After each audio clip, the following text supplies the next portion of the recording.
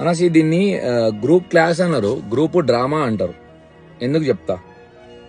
ఇది నేను జస్ట్ స్టోరీలో ఆన్సర్ చేసి ఖతం చేయొచ్చు, బట్ చాలా మంది గ్రూప్ క్లాసెస్ పోయేటోళ్ళకి, గ్రూప్ క్లాసెస్ మీద డిపెండ్ అయ్యేటోళ్ళకి ఈ వీడియో రీచ్ కావాలని చెప్పి ఒక కంప్లీట్ రీల్ చేస్తున్నా నేను. ఫస్ట్ థింగ్, ఏ ట్రైనర్ ఆయన అడిగేది మిమ్మల్ని ఎన్నేళ్ళకెళ్ళి వర్కౌట్ చేస్తున్నామని చెప్పేసి, అంటే మీ ఫిట్నెస్ హిస్టరీ ఏంది, మీరు ఆ వర్కౌట్లు మీకు సమజ్ అయితే లేవా అని చెప్పేసి. సెకండ్ థింగ్ వచ్చేసి, ఏ ట్రైనర్ అని అడగాల్సింది అని చెప్తున్నా, అడగరు. మెడికల్ కండిషన్స్ ఓకేనా, అంటే మీకు ఏమేమి అలవాట్లు ఉన్నాయి, మందు అలవాట్లు ఉన్నాయా, స్మోకింగ్ అలవాటు ఉన్నాయా, మీరు మీ కార్డియోవాస్కులర్ హెల్త్ ఎట్లుంది, ఆ ఇంటెన్సిటీ బట్టి మేనేజ్ చేయవచ్చు అని చెప్పేసి.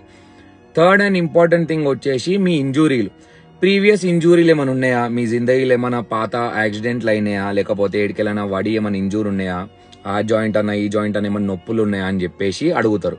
ఫోర్త్ థింగ్ వచ్చేసి, మీ గోల్, అంటే మీ కరెంట్ ఫిట్నెస్ గోల్ ఏంది, మీరు షెడ్ అవుదాం అనుకుంటుండ్రా, దానికోసం మీరు ఏం న్యూట్రిషన్ చేస్తుర్రు, లేకపోతే మీరు బల్క్ అవ్వాలనుకుంటుండ్రా, దానికోసం మీరు ఏం న్యూట్రిషన్ చేస్తుర్రు. అందరినీ తీసుకొని ఒకటే దాంట్లో పడేస్తారు. నేను ఇప్పుడు ఏం గ్రూప్ క్లాస్ ని డౌన్ చేస్తలేను, పర్సనల్ ట్రైనింగ్ తీసుకోవాలని అంటలేను. లెట్సే ఒక గ్రూప్ లో 10 మంది క్లయింట్స్ ట్రైన్ చేస్తారు, ఒకటే ట్రైనర్ ఉంటాడు, సరే మాక్సిమం 2 ట్రైనర్లు ఉంటాడు.